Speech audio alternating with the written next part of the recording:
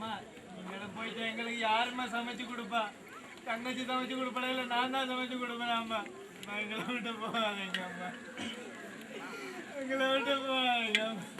என்னக்கா புள்ளைகள் முனையும் உங்ககிட்ட தாப்பா ஒப்படைச்சிட்டு போகலான்னு இருக்கேன். ஐயோ அக்கா இதே சொல்லத்தானே வேணும். உண்ட புள்ள ரெண்ட புள்ள மாயக்கா நான் பார்த்துக்கொள்ள மாட்டேனா? அடே பெரியவன் ஒன்றும் கவலைப்படாது. அம்மா போய் சீக்கிரமா வந்துருவாங்க. 2 வருஷம் தான் அம்மா போய் வந்துருவாங்க. அம்மா வெளிநாடு போனா திரும்ப படிக்கலாம் ஒன்றும் கவலைப்படாது. மாமா இருக்கு நான் எல்லாம் பார்க்கிறேன். ஒன்றும் கவலைப்படாது. டேய் சின்னவனி இங்க வாடா. நீ ஒண்ணுக்கு கவலைப்படாதடா. எல்லாத்துக்கும் மாமா இருக்கு. அம்மா 2 வருஷம் தான் போயிட்டு சீக்கிரமா வந்துருவாங்க. எல்லாத்தையும் என்கிட்ட கேளு, நானே செஞ்சு தரேன். ஒண்ணுக்கு அம்மா வெளிநாடு போனா தான் நீ விரும்பணுமா இருக்கலாம், சந்தோஷமா இருக்கலாம். அம்மா போயிட்டு சீக்கிரம் வந்துருவாங்க. ஒண்ணுக்கு கவலைப்படாது. சரிதானே? மருமகள் மருமகளுக்கு மாமா நான் இருக்கு. சின்னவனே ஊர் வந்து போகாம ஒழுங்கா படிக்கணும்டா. அம்மா போயிட்டு வரேன். தம்பியும் தங்கச்சியும் நல்லா பாத்துக்கடா. 2 வருஷம் தானே, 2 வருஷத்துல அம்மா வந்துருவேன். போயிட்டு வரேன்.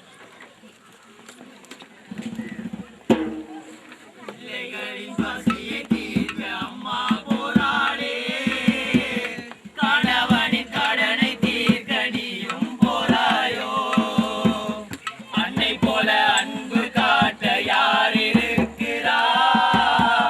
மாமனிடம் பாசம் காட்டு என்று சொல்கிறார். பிள்ளைகளை தவிக்க விட்டு அம்மா போராளே. அயல் நாட்டு உழைப்பை தேடி அம்மா போராளே. உற்றார் உறவ விட்டு அம்மா போராளே. தனிமையில் உழைப்புக்காக தாயும் போராளே. தனிமையில் உழைப்புக்காக தாயும் போராளே. தனிமையில் உழைப்புக்காக தாயும் போராளே. அம்மா போய் 4 மாசம் ஆச்சு. இன்னும் ஒரு கோலம் எடுக்கல, கடிதமும் போடல. ஏஜென்சி கரண்ட்ட போனா இப்போ பிறகு வாண்டி ஏமாத்திட்டு இருக்கான். நானும் படிப்பை விட்டுட்டு 2 மாசமா வேலைக்கு போனேன். அவனும் இப்ப இல்லைன்னு போட்டான். தம்பி தங்கச்சிகள் பசி பொறுக்க மாட்டாங்க. என்ன சாப்பாடு தெரியல. தங்கச்சி தங்கச்சி என்ன சாமி சமைக்கிறதுக்கு ஒன்றும் இல்லைன்னா கொஞ்சோண்டு அரிசி மட்டும் தான் இருக்கு. ஒரு வேலை இல்லையா? இருக்கு. அப்ப பிடிங்க சம்பல் போட. என்னன்னா ஒரே இதுதான் சாப்பாடா? அம்மா போறதுக்கு முந்தைய இதுதான் சாப்பாடு, அம்மா போனதுக்கு அப்புறம் இதுதான் சாப்பாடா? இப்பதான் ஸ்கூலுக்கு போயிட்டு வந்தேன். எனக்கு ரொம்ப பசிக்குது. காலையில கொஞ்சோண்டு சுடுசோறு சம்பளம் தான் சாப்பிட்டேன். என்ன என்ன செய்ய சொல்ற? நான் சொல்ல கேட்கவா? திமிர் பிடிச்சு போனாலே அவ இருக்கேக்குள்ள அதான் நிலைமை, அவ போன அப்புறம் அதான் நிலைமை. அண்ணா நம்ம போய் அந்த ஏஜென்ட்ஸ்காரனோட கதைச்சு பாப்போமா? அவன்கிட்ட ஒவ்வொரு நாளும் தான் அவன்கிட்ட போய் வாரு.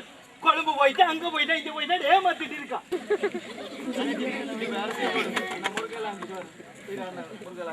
அண்ணா அது சரி, நீ கூலி வேலைக்கு போனால இப்ப ஏன்னா அங்க போற இல்ல? கண்ட்ராக்ட் முடிஞ்சான்டா. நீ அடுத்த கண்ட்ராக்ட் வந்ததான் வேலை.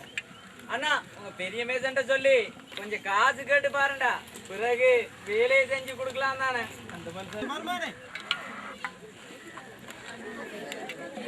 ஏன்டா பண்றீங்க? டேய் பெரியவனே, மாமா சொல்றத கேளுடா. நீ ஒண்ணுக்கும் கவலைப்படாது. அந்த சந்தி கடையில மாமா சொல்லி விட்டுருக்கேன். வீட்டுக்கு தேவையான சாமான் எல்லாத்தையும் நீ போய் மாமா சொன்னு போய் வாங்கிட்டு வா. சரிதானே? மாமா சொன்னு போய் கேளு கடையில். கெதியா போய் வாங்கிட்டு வா. போவோம். என்ன அப்படி இருக்காங்க?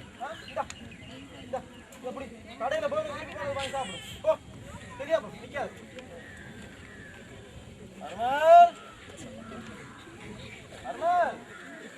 மாமா வந்திருக்கேன். மாமா என்னாச்சு மருமம்? காய்ச்சலா? சாப்பிட்டியா? இல்ல மாமா. கவலைப்படாத, பெரியவன் கடைக்கு போயிருக்கான். சாமான் வாங்குறது கடைக்கு போயிருக்கான். அதுக்கு முதல் மருமகளுக்கு மாமா ஒரு சாமான் வாங்கி வந்து.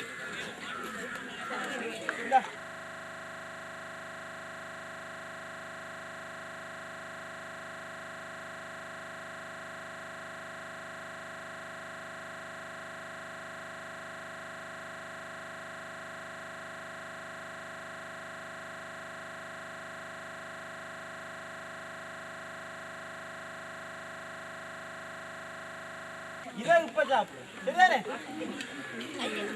மாமாக்கு குடிக்க கொஞ்சம் தண்ணி கொண்டு வா. சரி மாமா.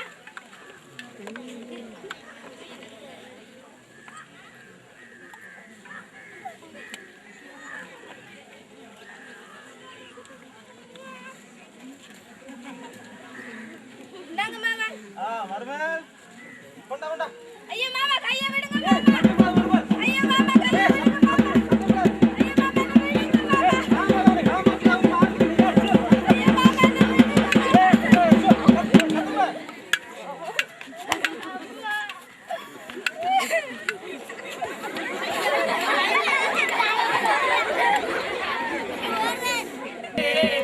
செய்பசியும் தாய் பசியும் தீரவில்லையே மூவருமே அனாதைகளாய் பரிதவிக்கிறோம் பசி போக்க வந்த மாமன் பெரியக்கித்தானே பசி போக்க வந்த மாமன் பெரியக்கித்தானே தம்பி தங்கை பசியை போக்க படிப்பை விட்டானே பாதையிலே கூலி வேலை செய்து நின்றானே சமூகத்தில் எங்களையும் உயர்த்த எண்ணிய தாயை எண்ணி நிம்மதியை இழந்து தவிக்கிறோம் தலைக்கு மேல் வளர்ந்த பிள்ளை அழுது நிற்கிறார் தாயை போல ஆதரிக்க யாரும் இல்லையே தாயை போல ஆதரிக்க யாரும் இல்லையே தாயை போல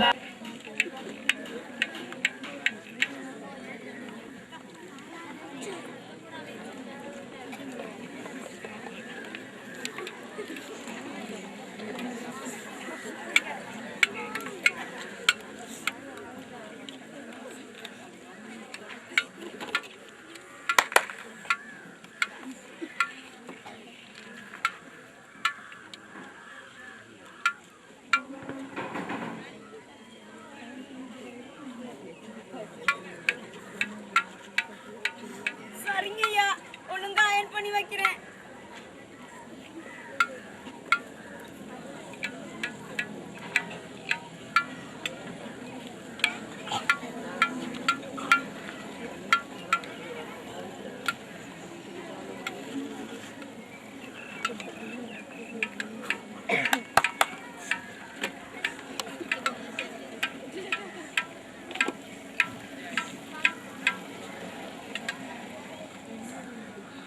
சரிங்க ஐயா பாபா ஒழுங்கா பாத்துக்கிறேன்.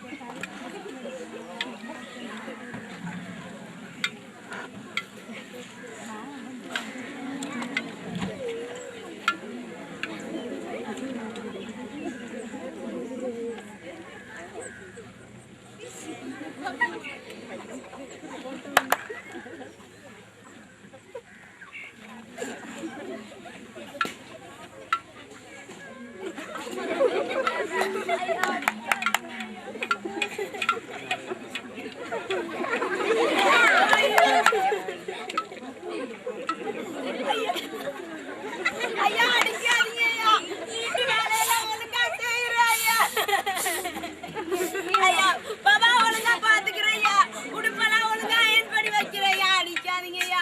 ஐயா ஐயா சூடு வைக்காதீங்க ஐயா. வேணாம் ஐயா. ஐயா வேணாம் ஐயா.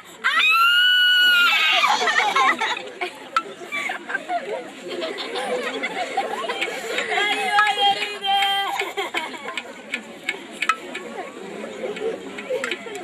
ஐயோ தாங்க முடியலையே. கடவுளே எரிச்சல் தாங்க முடியலையே. நான் ஒரு ஆளு வீட்டு வேலையை பார்ப்பனா பிள்ளைய பார்ப்பனா அங்க கஷ்டம்னு சொல்லித்தானே அங்க இருந்து இங்க வேலைக்கு வந்தோம். வேலைக்கு வந்த இடத்துல என்ன எப்படி எல்லாம் கொடுமைப்படுத்துறாங்க பாக்குறீங்க.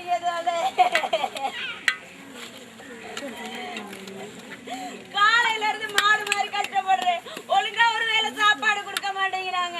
அப்படியே மீதிப்பட்ட சாப்பாடை எடுத்து சாப்பிட்டாலும்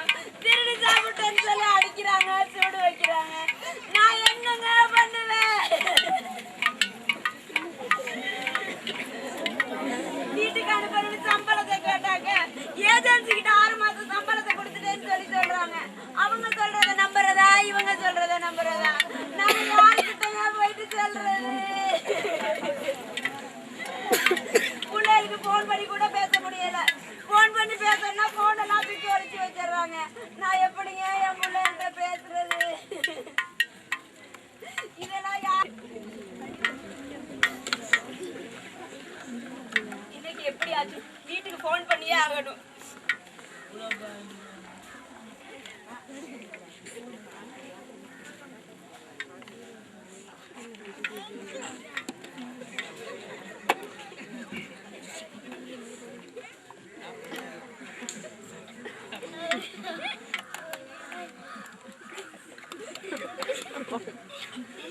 ஹலோ, அண்ணே, நான் சிவகாமி பேசுறேன். இல்லண்ணே, உங்க வீட்டுக்கு பக்கத்து வீட்டுல வெளிநாட்டுக்கு போனே. ஆமா அண்ணே, மக கிட்ட கொஞ்சம் பேசணும் அண்ணே. சரி. ஹலோ அம்மா. மக நல்லா இருக்கியாமா? ஆமாம்மா, நான் நல்லா இருக்கேன். நீங்க எப்படி இருக்கீங்க? அம்மா நல்லா இருக்கேம்மா. மாமா உங்களை எல்லாம் நல்லா பாத்துக்கிறாராமா? ஹலோ, சொல்லுங்கம்மா. மாமா உங்களை எல்லாம் நல்லா பாத்துக்கிறாராமா? ஆமாம்மா, மாமா பாத்துக்கிறாரும்மா. அண்ணா எங்கம்மா? அண்ணாம்மா வேலை. ஹலோ, அண்ணாம்மா ஸ்கூலுக்கு போயிட்டானும்மா. சரிம்மா. நீ சாப்பிட்டியாம்மா? ஆமாம்மா, நான் சாப்பிட்டேன். நீங்க சாப்பிட்டீங்களா? அம்மா சாப்பிட்டேம்மா. என்னம்மா அழுறீங்க? அழாதீங்கம்மா. அம்மா அழாதீங்கம்மா. அம்மா அழாதீங்கம்மா. வறுமையாம் கடந்தாரன் கொள்ளையாம், பணத்தை தேடி வெளிநாட்டுக்கு போனோங்க, பணத்தை தேடி வெளிநாட்டுக்கு போனோங்க. பிள்ளைகளும் சந்தியில பரிதவிச்சு நிக்குதுங்க, உருலகம் கை கொட்டி கேலி பண்ணுதுங்க, உருலகம் கை கொட்டி கேலி பண்ணுதுங்க. காசு பண ஆசையில உறவுகள் அழியுதுங்க, நிதிகளும் நேர்மைகளும் மறைஞ்சி போகுதுங்க, நிதிகளும் நேர்மைகளும் மறைஞ்சி போகுது, நிதிகளும் நேர்மைகளும் மறைஞ்சி போகுதுங்க, நிதிகளும் நேர்மைகளும் மறைஞ்சி போகுதுங்க. நீங்க எல்லாருமே இந்த நாடகத்தை பார்த்திருப்பீங்க. இந்த நாடகத்துல இந்த சிவகாமி அக்காவுக்கு நடந்ததையும் பார்த்திருப்பீங்க. இந்த சிவகாமி அக்கா உண்மையிலேயே வீட்டுல இருக்கிற வறுமையினாலதான் வெளிநாட்டுக்கு போனான். ஆமா, கடந்தொலையினால வெளிநாட்டுக்கு போனான். உண்மைதான். எங்கட அம்மா வீட்டு கஷ்டத்தால வெளிநாட்டுக்கு போனா. உண்மையிலே எங்களோட குடும்பத்துக்கு என்ன நடந்ததுன்னு உங்களுக்கு தெரியும். எனக்கு நடந்த மாதிரி கொடுமை இனி வேற யாருக்கும் நடக்க கூடாது. ஆமா, இந்த மாதிரி ஒரு கொடுமை இனி உங்கள யாருக்குமே நடக்க கூடாது. ஆமா, உங்களை நாங்க வெளிநாட்டுக்கு போக வேணாம்னு சொல்லல. நீங்க வெளிநாட்டுக்கு போறதுல எங்களுக்கு எந்த விதமான ஆட்சேபனையும் இல்ல. ஆனா நல்ல ஒரு முகவரை தேர்ந்தெடுங்க. ஆமா, நல்ல ஒரு முகவரை தேர்ந்தெடுங்க. தயவு செஞ்சு ஒரு நல்ல ஏஜென்சியை கண்டுபிடிங்க. தயவு செஞ்சு ஒரு நம்பிக்கையான ஆளை தெரிவு செய்யுங்க, அதுதான் முக்கியம். அது மட்டும் இல்லாம நீங்க வெளிநாடு போக்குல வெளிநாடு முகவர் திணைக்களத்துல வந்து நீங்க பதிவு செய்யுங்க. தயவு செஞ்சு உங்களோட பிள்ளைகளை ஒரு பொறுப்பான ஆள்கிட்ட ஒப்படைச்சிட்டு போங்க. இல்லண்டா, இன்றைக்கு என்ற தங்கச்சிக்கு நடந்ததுதான் நாளைக்கு உங்களோட தங்கச்சிக்கு நடக்கும். தயவு செஞ்சு உங்களோட பிள்ளைகளை ஒரு பொறுப்பான ஆள்கிட்ட ஒப்படைச்சிட்டு போங்க. இல்லண்டா, இந்த பிள்ளைக்கு நடந்ததுதான் நாளைக்கு நடக்கும்.